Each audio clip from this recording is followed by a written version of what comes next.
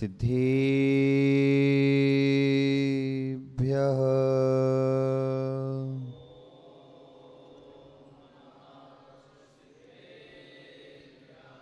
ॐ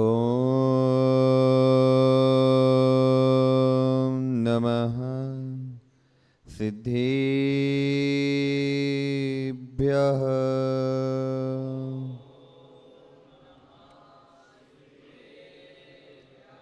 ॐ नमः सिद्धेभ्यः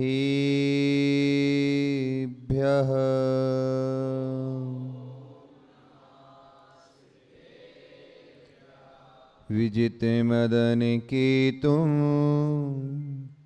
निर्मलं निर्विकारं रहितसकलसङ्गं संयमासक्तचित्तं सुनैनिपुणभावं ज्ञाततत्त्वप्रपञ्चं जन्ममरणभीतुं सद्गुरो नौमि नित्यं जन्ममरणभीतुं मम गुरो नौमि नित्यं जन्ममरणभीतुं विशुद्धगुरो नौमि नित्यं नमो अरिहन्ताणं नमो सिद्धाणं नमो आयर्याणं नमो वच्छायाणं नमो लोये सव्वसाहुडम्। बोलिए अनंतानंद सिद्ध परमेष्टि भगवान की, आदि ब्रह्मा आदि विष्णु भूतनाथ भगवान की, वर्तमान ससनायक महावीर भगवान की, परम पूज्य गणाचार्य गुण विराग सागर जी महामुनिराज की, परम पूज्य आचार्य गुरु 108 विशुद्ध सागर जी महामुनिराज की, 3 कम 9 कोटि भावलिंगी मुनिराजों की, जैन धर्म की।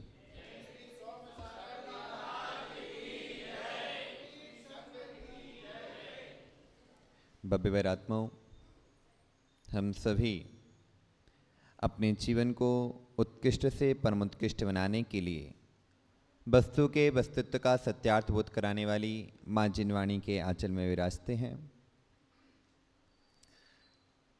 जब हम अपने जीवन में सुख की अनुभूति के लिए प्रयास करते हैं तो हमारा जो मन है वह हर जगह सुख की खोज करता है, और जब सुख की खोज करता है, सुख को ढूंढता है, और सुख की खोज करते करते वह इतनी हद तक चला जाता है कि वह अपने मन में उस भय को भी भूल जाता है कि यहाँ यदि मैं जाऊंगा तो मुझे भय उत्पन्न होगा। सुनील भैया, आप अपने जीवन में प्रति क्षण, प्रति फल, प्रति समय जो भी कार्य करने जाते हो उनमें आप सुख की खोज ही करते हो। डॉक्टर साहब, जब हम कोई कार्य कर रहे होते हैं तो हमारा मन चंचल होता है और वह सुख की ओर दौड़ता है। मेरी भावना में जो छंद चल रहा है वह छंद इस बात का प्रतीक है कि हम अपने जीवन को यदि सुखी करना है तो अपने मन को, अपने मन को दृढ़ करना पड़ेगा। रहे अडोल अकंप निरंतर, क्या यह मन दृढ़तर बन जावे। जीवन यदि मनुष्य भव को पाया है तो सोच लेना कि वह सुखी नहीं हो सकता।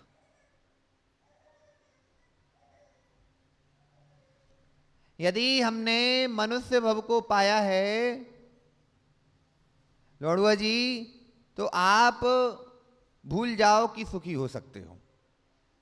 यहां तक कि भोग भूमिया जीव, भोग भूमिया जीव, जो भोग भूमिया प्रथम पहले काल के थे, उनका सुख और द्वितीय काल के सुख में अंतर हो गया। पंडित जी है कि नहीं? द्वितीय काल का जो सुख था वो तृतीय काल में कम हो गया, और तृतीय काल से जब कर्मभूमि में प्रवेश किया तो सुख तो कम ही हो गया। दुख वहां भी है। जब दुख देखने हम कहें कि स्वर्गों में दुख देख लें, सुख देख लें, तो वहां भी दुख है। सबसे बड़ा दुख होता है आज्ञा का भंग होना। किसका? आज्ञा का भंग होना।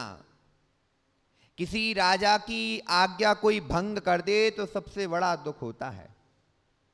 जब भरत चक्रवर्ती छत पर रो रहे थे, बैठे बैठे चिंतातुर थे, तो मंत्री पूछता है, भगवान ये बताओ आपकी आज्ञा को किसने भंग कर दिया कि आप इतनी चिंतातुर हो रहे हो? आज्ञा एक ऐसी चीज होती है कि यदि जो आपके समक्ष रह रहा है, आपके अधीन रह रहा है, और वह आज्ञा का उल्लंघन कर दे, तो अंदर जो पीड़ा होती है वह पीड़ा कहीं भी नहीं होती। नबी, एनी ने कोई काम बताया और तुमने काम नहीं किया, फिर उस समय सोचना कि एनी के अंदर तुम्हारे प्रति क्या चल रहा है। तुम्हें लगेगा कि मैं स्वतंत्र हूं, मैं स्वतंत्र हूं, मैं अपनी मर्जी का मालिक हूं, लेकिन ध्यान रखना बेटा, आज तुम अपनी मर्जी के मालिक बन जाओ। आचार्य भगवान क्या कह रहे हैं? रहे अडोल अकंप निरंतर, यह मन दृढ़ता दिखलावे। यदि विवेकी होगा तो धैर्य रख लेगा।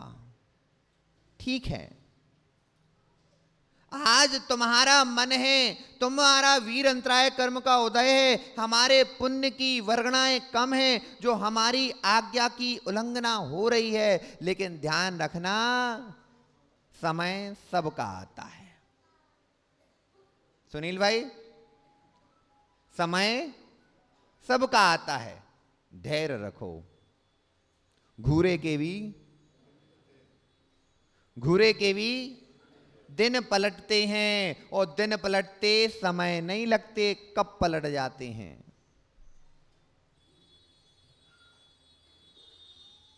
अंदर इतना श्रद्धान रखो, जो सम्यक दृष्टि जीव होता है वो निसंकित होता है।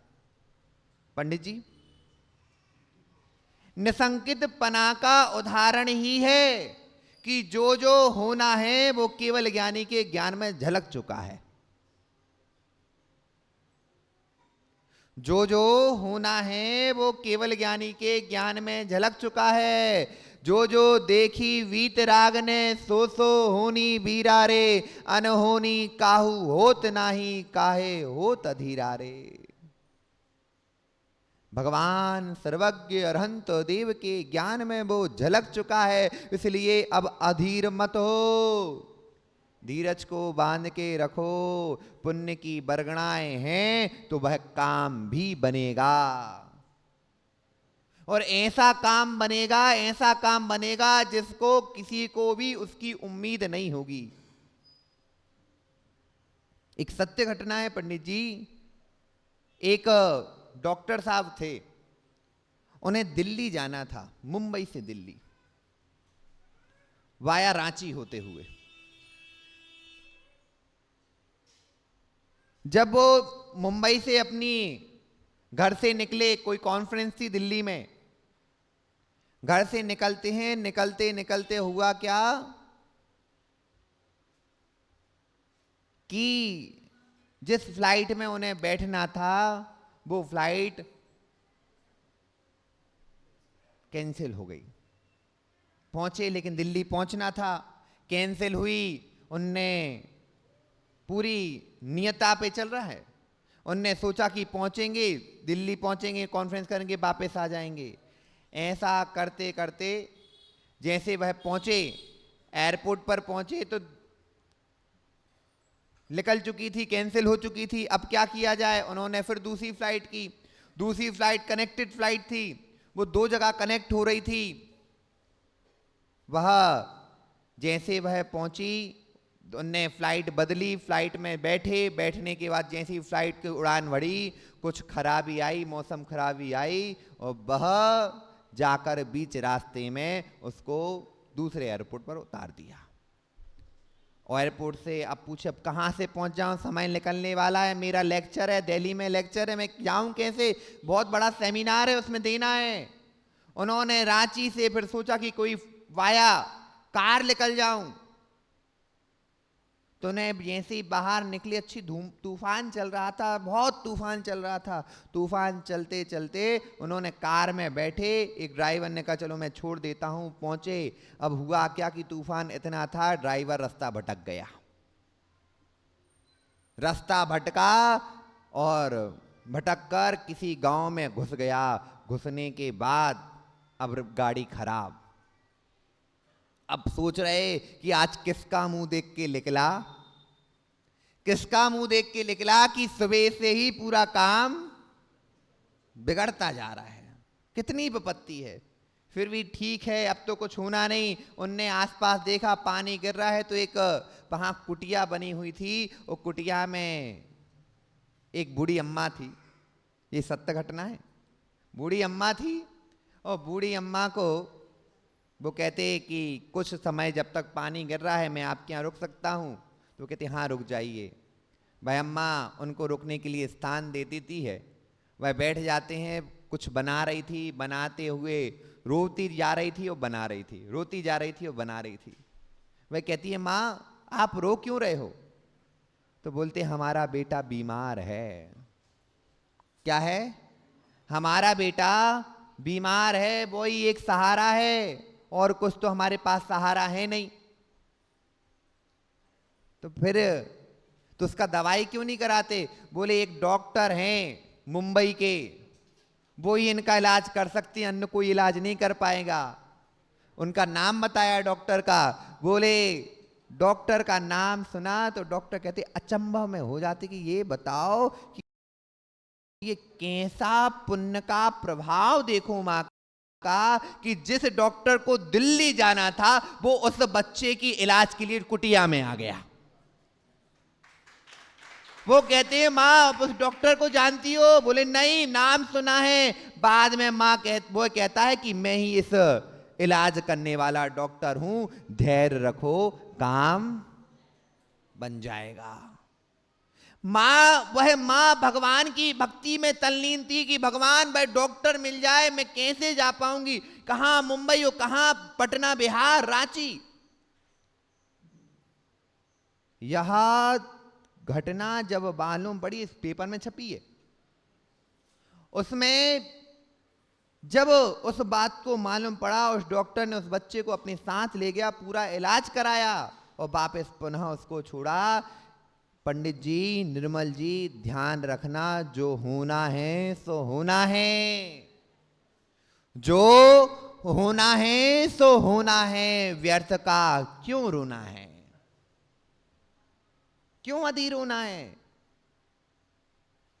हम अपने मन को इतना सुकुमाल बना चुके, इतना सुकुमाल बना चुके, इतना सुकुमाल बना चुके हैं कि थोड़ी सी परिस्थिति विपरीत क्या होती है, हम उससे विद्रोह करना प्रारंभ कर देते हैं। नितिन भैया, आजकल के बच्चों के संबंध, आजकल जो बच्चों के संबंध चल रहे हैं, बोले हमारी बात नहीं मानी, अब तुम्हारे साथ नहीं रहना।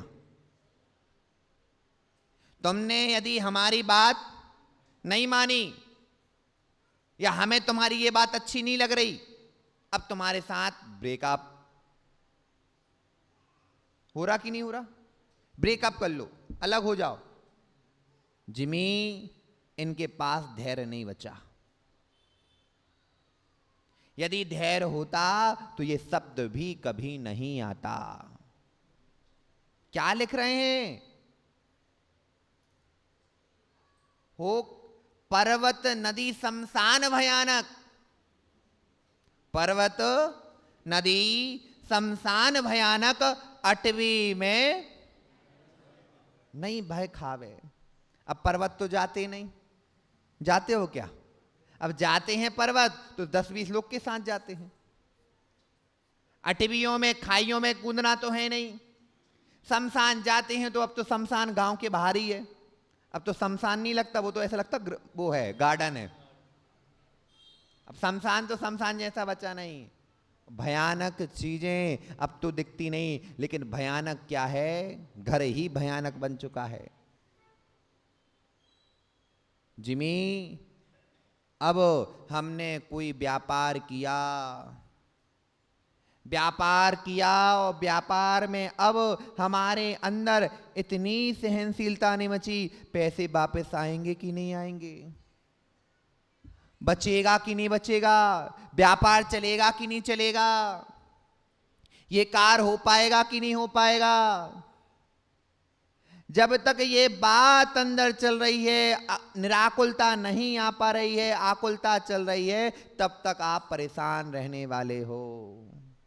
पंडित जी पिताजी बन गए, ब्याह होगा? अच्छा, कितने साल हो गए ब्याह को? 20-25 तो हो गए होंगे। 19 साल हो गए। जब शादी करने जा रहे थे तब मन में क्या चल रहा था?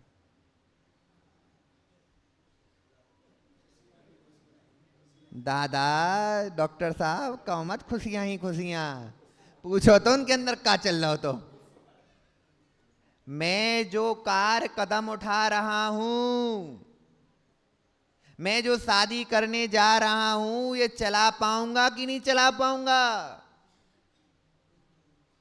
चला पाऊंगा अथवा नहीं चला पाऊंगा। उस समय मन में कार चल रहे थे। पंडित जी जब हम पढ़ाई में 10वीं से 11वीं क्लास में पहुंचते हैं तब स्ट्रीम चुनी जाती है, साइट्स चुनी जाती हैं, सब्जेक्ट चुने जाते हैं। और सब्जेक्ट चुनते समय यदि एक स्टेप भी गलत हो गया तो पूरी जिंदगी बर्बाद हो जाती है। यदि हम बायो के स्टूडेंट हैं और हमने मैथ चुन ली तो हमारी पूरी साल खराब होने वाली है। वहां एक ही साल खराब होगी, फिर से कर सकते हो, लेकिन ध्यान रखना जीवन के कई ऐसे निर्णय होते हैं जो बिना सोचे समझे कर लो तो आपका पूरा जीवन बर्बाद कर देते हैं। आपने व्यापार में पैसा डाल चुके हो, शादी आपकी अब हो चुकी है, शादी आपकी अब हो चुकी है, और अब ये मत सोचो कि बदलना है। यदि आपने एक बार बदला, 2 बार बदला, तीसरी बार बदलने जाओगे तो व्यक्ति अब आपसे कोई व्यवहार नहीं करेगा। जब व्यापार करते हैं तो हमें दूसरे का व्यापार बहुत अच्छा लगता है। क्यों जिमी? लल्लू आया क्या? आ गो, आ रहे हैं लौड़ुआ जी। जब हम दूसरे की आमदनी देखते हैं और दूसरे के ठाट देखते हैं तो मन में होता है कि हम ये व्यापार करें। सोने चांदी के दुकानदार बैठे होंगे कोई, उनसे पूछना, राहुल भैया सोने चांदी के दुकानदारों से बोलो कि भैया तुम्हारा तो सोना बहुत महंगा होगा, बहुत पैसा कमा रहे हो, जो 75,000 का सोना था अब 1 लाख का बिक रहा है, उससे पूछो जितना बढ़ता उतना हमें घाटा लगता है। जितना सोना बढ़ेगा उतना दुकानदार को घाटा लगेगा। बोला महाराज उल्टा कैसे? उल्टा कैसे? क्योंकि जिस जीव ने सोने की दुकान में कोई ऑर्डर लिया 75,000 का, 75,000 में आपको हम गहना बना के देंगे, अब वो बढ़ गया और पहुंचा 1 लाख का, सामने वाले ने तो 75,000 के पैसे दे चुका, अब आपको खुद 25,000 रुपए मिला के वो गहना देना है।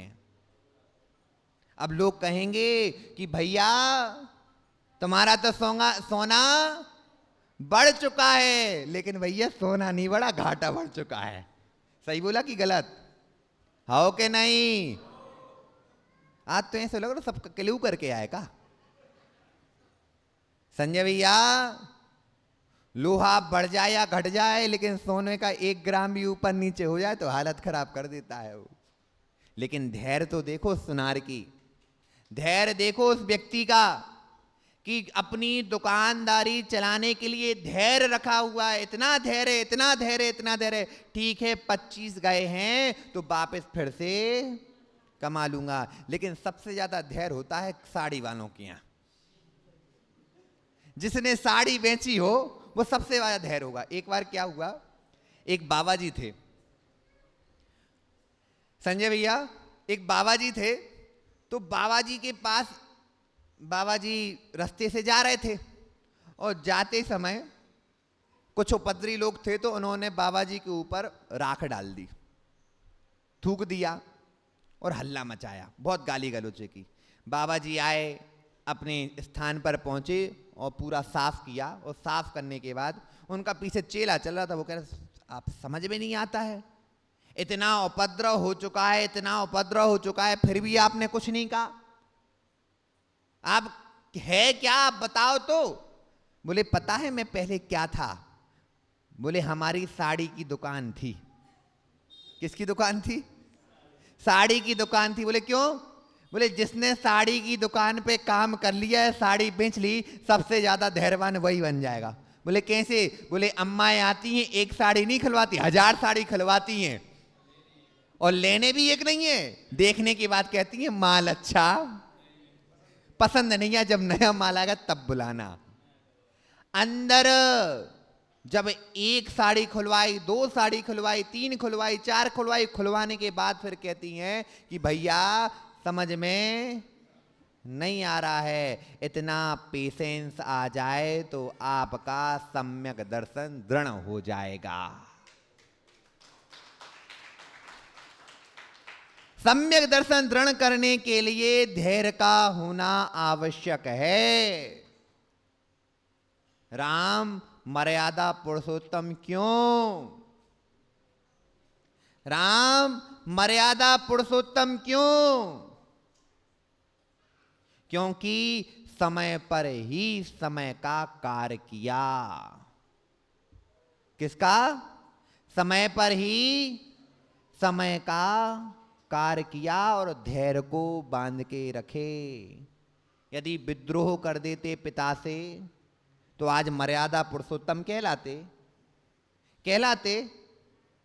आज हर समाज में, हर संप्रदाय में हर लोग राम को अपना बताना चाहते हैं कि ये हमारे इष्ट हैं। कहां? जिनका राज्याभिषेक होने वाला था, एक दिन बाद सुबह राज्याभिषेक है और शाम को कह दिया कि तुम्हें वनवास जाना है। इतना पेशेंस कि चारों के चारों भाइयों के अलग अलग, चारों अलग थे। एक राम मर्यादा पुरुषोत्तम तो लक्ष्मण साफ, कितनी गुस्सैल। भरत राजनीतिज्ञ तो सुंदरता की प्रतिमूर्ति शत्रुघ्न। चारों की हॉबियां अलग, सब चीजें अलग, और चारों के चारों एक सूत्र में बंधे हुए। एक मां के जने नहीं, 4 अलग अलग मां के जने हुए। पिता एक था लेकिन फिर भी चारों को एक साथ रखने वाले राम थे। यदि कोई कहता कि आज आपका राज्य छीना जा रहा है तो निर्मल पंडित जी कहते हम बताएं तुम्हें, शास्त्री परिषद से बाहर फेंकवा दूंगा, और ज्यादा हुआ तो हम खुद की शास्त्री परिषद खड़ा कर देंगे। हुआ कि नहीं हुआ? शास्त्रों को पढ़ लेना, शास्त्रों का अध्ययन कर लेना और शास्त्रों को गुन लेना और शास्त्रों की अच्छी अच्छी व्याख्या कर देना, कोई सार की बात नहीं है यदि धैर्यता नहीं है तो। मुनि बने हो तो धैर्य रखो, श्रावक हो तो धैर्य रखो। हम लोगों को से पूछो कि पंचम काल में मोक्ष नहीं होता। पंडित जी, पंचम काल में मोक्ष नहीं होता। इतना धैर्य है कि पंचम काल में मोक्ष नहीं होने पर भी हमने मुनि पद को धारण किया और धैर्य रखा है। जब द्वार खुलेंगे तब हम मोक्ष चले जाएंगे। धैर्य है क्योंकि हमें पता है अधीर होके होना क्या है, क्या कर लोगे यदि रोके? जब काम होना है, जिस समय पर होना उसी समय पर होगा। बच्चा उत्पन्न किया पंडित निर्मल जी ने, आपने सोचा और बच्चा उत्पन्न हो गया क्या? 9 माह का धैर्य रखना पड़ा। जब कोई किसान बीज बोता है, मट्टी में अपनी किस्मत को डालता है, और जब मट्टी में किस्मत को डालता है तो धैर्य के साथ उसका प्रतीक्षा करता है। यदि रोज उसको खोलकर देखने लगे तो अनाज बन पाएगा? अनाज हो पाएगा? वह सड़ भी जाएगा। वह अनाज जो दाने आपने डाले हैं वह सड़ जाएंगे, और सड़ने के बाद आपके हाथ में कुछ नहीं आने वाला। रहे अडोल अकंप निरंतर, यह मन दृढ़ता दिखलावे। दृढ़ता आती किससे है? दृढ़ता ऐसे स्वतः ही नहीं आ जाती, अभ्यास करना पड़ता है दृढ़ता के लिए। प्रतिकूलताओं में भी अपने आप को स्थिर रखना पड़ता है, और जब प्रतिकूलताओं में स्थिरता आती है तो अपने आप आपका मन दृढ़ होता चला जाता है। निर्मल पंडित जी, आपको ज्ञान है, शास्त्री लिखते हो ना, निर्मल कुमार जी शास्त्री, आपको सब चीजों का ज्ञान है, और ज्ञान होने के बाद यदि कोई व्यक्ति आपसे नहीं पूछ रहा है तो स्वयं भी समता को रखना, क्योंकि जिसके पास समता नहीं है उसके पग पग पर विपत्तियां हैं। जिसके पास समता नहीं है उसके पग पग पर विपत्तियां हैं, और जिसके पास समता है तो विपत्तियों में भी आनंद की अनुभूति करता है। मुनियों को देखो, 28 मूलगुणों के धारी, एक बार भोजन करने वाले, केस लॉन्च करने वाले, समता को धारण करने वाले। अब ये बताओ, जो 22 परिसय होते, 22 परिसय नाम सुने आप लोगों ने, जानते हो? संजय भैया 22 परिसय हैं। उन 22 परिसयों में एक दंस मशक नाम का परिसय है। किसका? दंस मशक नाम का। यानी मच्छर आया, उनके शरीर पर बैठा, उसने अपनी निडिल घुसाई, खून चूसा, फिर भी मुनिराज उसका प्रतिकार नहीं कर रहे हैं। यदि एक मच्छर हमारे शरीर पर बैठ जाए तो हाथ स्वतः ही पहुंच जाता है। खड़े हैं जंगलों में, खड़े हैं कहीं पर, और अपने मन को दृढ़ता बना रहे हैं, क्योंकि उन्हें पता है यदि मैंने यहां पर इन परिसयों को जय कर लिया, इन परिसयों को हमने प्राप्त करके, इनको प्राप्त करके इनके अपने मन को भावित कर लिया, तो आने वाले भव में मुझे और भावित नहीं होना पड़ेगा। जिस व्यक्ति ने 1000 बार घाटा खाया हो, वो 1001वीं बार घाटा करने पर उसका मन प्रकंपित नहीं होता है। जितने ये आत्महत्या करते हैं ना, सुसाइड करने वाले, ये कौन है? कायर लोग हैं, जिन्होंने एक्सपेक्टेशन अधिक थी, अपेक्षाएं अधिक थी, और अपेक्षाओं को प्राप्त नहीं कर पाए। स्वयं से अपेक्षा अधिक कर ली, इतनी अपेक्षा कर ली कि वह अपेक्षा स्वयं ही उसकी पूरी नहीं कर पाए, और सीधे जाकर पंखे पर लटक गए। क्यों लटके? क्योंकि हमें जो चीज चाहिए थी वो नहीं मिल पाई, उसके विपरीत मिली, अब कुछ नहीं बचा, खत्म। अर्पित, प्रेमिका से प्रेम किया, उससे हो गई शादी। प्रेमिका से प्रेम किया और उससे ही कर ली शादी। अब सोच रहे थे जैसे फोन पे बात कर करके बाबू सोना करती थी, अब करे। अब नहीं होने वाला। वो प्रेमिका भी सोच रही थी जैसे हमारी हर बात तब मानता था, अब भी माने। लेकिन ध्यान रखना, दूर के ढोल, माताओं बोलना एक बार, दूर के ढोल सुहाने होते हैं। जब दूर थे तो हर चीज आप देखते नहीं थे, जब पास आ गए तो परिस्थितियां बदलने लगीं। पहले आप अकेली थे, अब आपको भी संभालना है। पहले आप सिर्फ बात फोन पर होती थी, आपका खर्चा हमें नहीं उठाना था, तुम्हारे माँ बाप उठा रहे थे। अब तुम्हारा भी खर्चा उठाना है, समय भी कम मिल पाएगा। यदि यह मन की प्रक्रिया या मन का दृढ़ बना लें तो उस समय किसी का तलाक भी ना हो।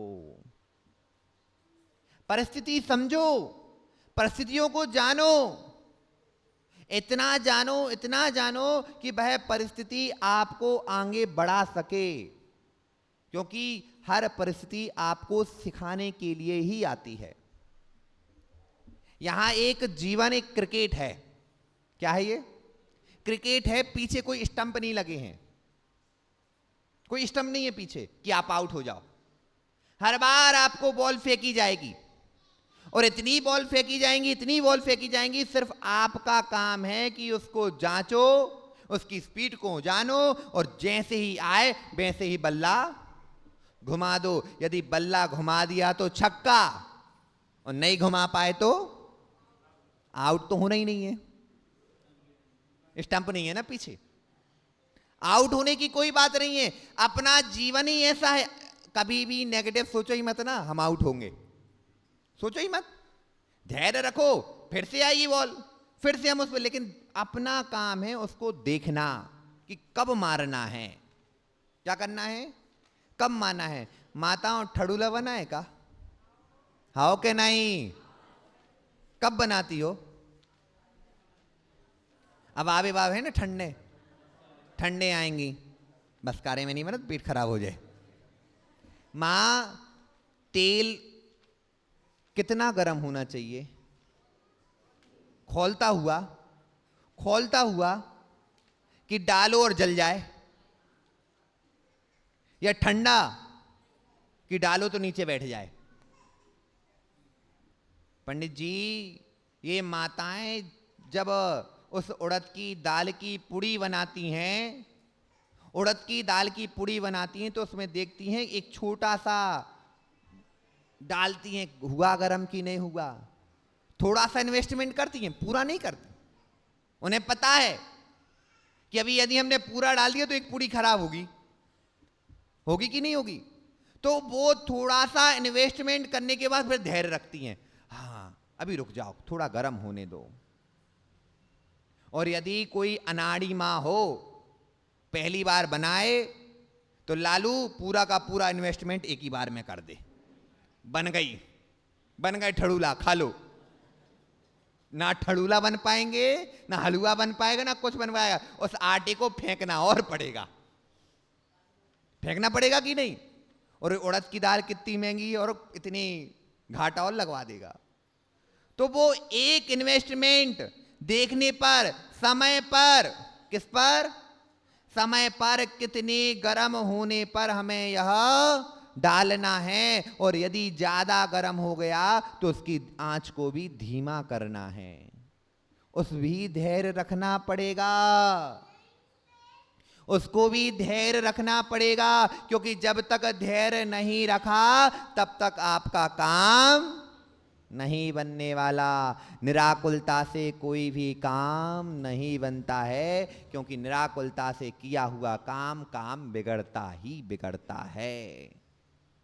जितने भी काम बिगड़े हैं अधीरों के बिगड़े हैं, धीरों के नहीं बिगड़े हैं।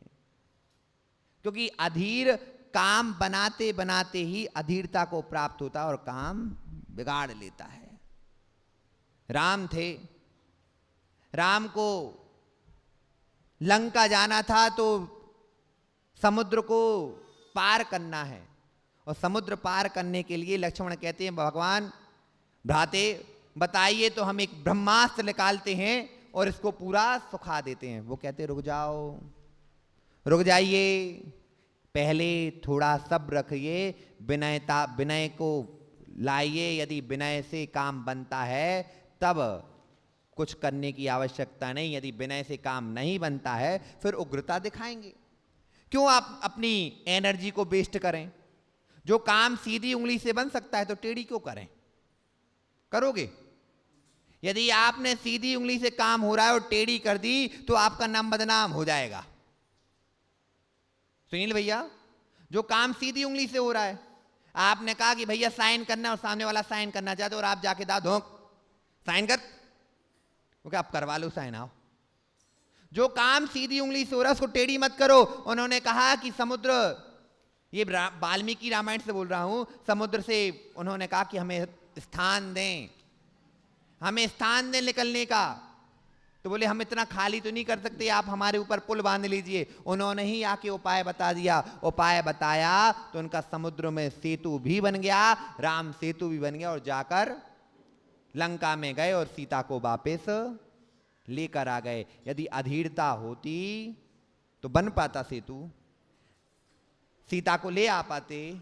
नहीं ला पाते, क्योंकि जब तक धीरता नहीं है तब तक आपका काम भी नहीं बन सकता है।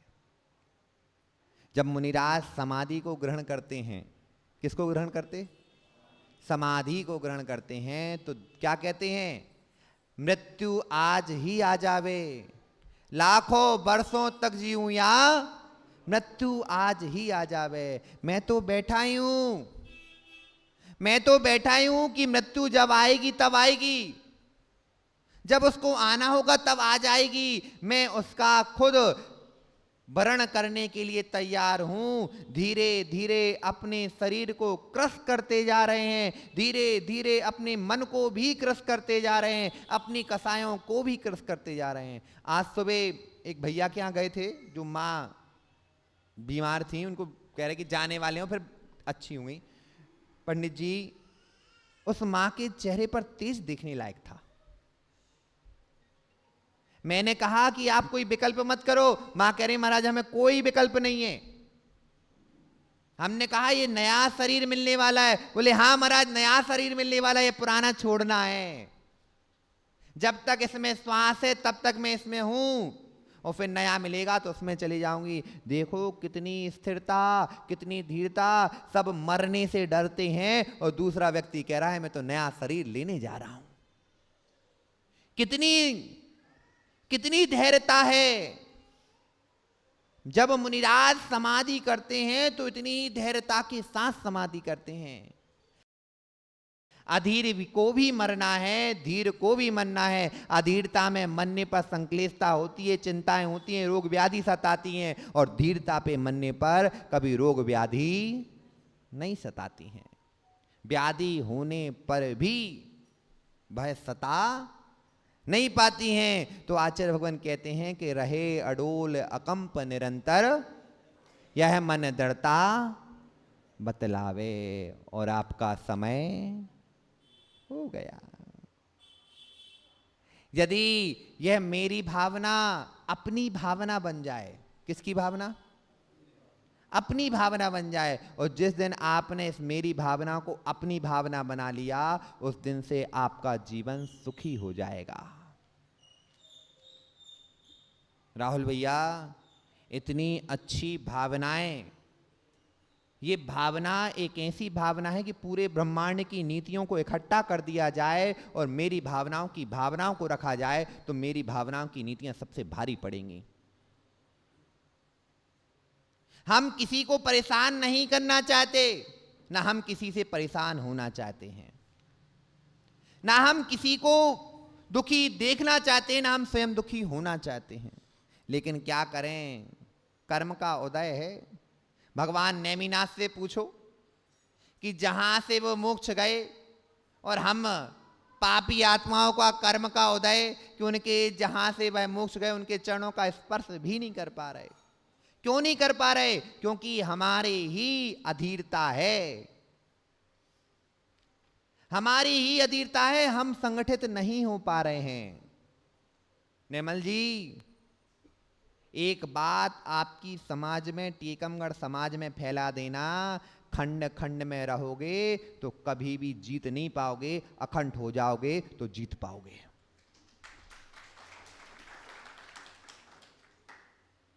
लौड़ुआ जी बड़े मंदिर वाले, निर्मल जी इंद्रपुरी वाले, ललुआ बाजार मंदिर का, संजय भैया नंदीश्वर मंदिर के।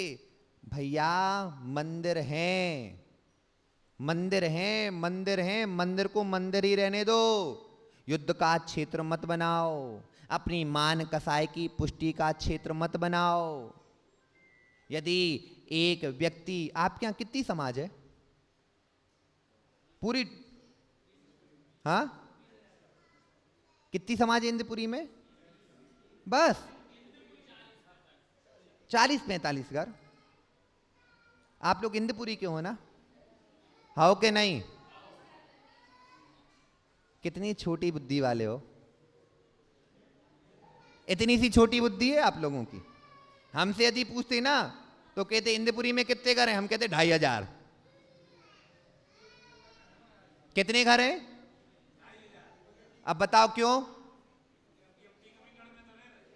कहीं कहां रह रहे हो आप? टीकमगढ़ में रह रहे कि नहीं रह रहे? लेकिन हमने अपने लिए छोटा सा स्थान ढूंढ लिया, छोटे में आ गए। अब आपने कहा 40 घर की समाज है तो आप कितने 2460 घरों से दूर कट गए हो। अब जरूरत पड़ेगी तो अब साथ में बोले अब 40 के अंदर रहो ना। जब तक अपनी मान कसाय की पुष्टि को नहीं छोड़ोगे तब तक धैर्यता नहीं आएगी, और धैर्यता चाहिए तो सबको इकट्ठा करना पड़ेगा, संगठित होना पड़ेगा। जब देखो राम ने लंका पर चढ़ाई की तो क्या घर के लेके गए थे क्या? उनके साथ अयोध्या का कोई था क्या? लेकिन वहीं पर उन्होंने वानरों की सेना इकट्ठी की, सुग्रीव को अपना दोस्त बनाया, जामवंत को दोस्त बनाया, सबको दोस्त बनाया और जाकर लंका पर चढ़ाई करके आ गए। और हम इकट्ठे होने पर भी हम जैन हैं, हम जैन हैं, हम जैन हैं बस कहते रहते हो। जब दूसरा पिटता है तो कहते अरे यार अच्छा मारा, एक अच्छी एक और दे देते, एक और लगा देते हमारी तरफ से। ध्यान रखना, ऐसे दूसरों को पिटवाते रहोगे तो एक दिन वो होगा जब स्वयं भी पिटोगे।